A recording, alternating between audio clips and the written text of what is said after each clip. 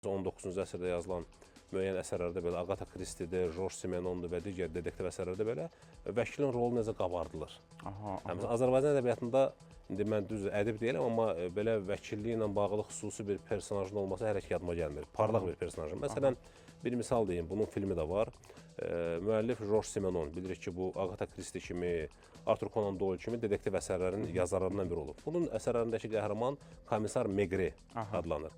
Bunun ekranlaşdırıblar bunun əsərlərini və komissar Megre'nin iştirak elədiyi çoxsaylı filmlər də var.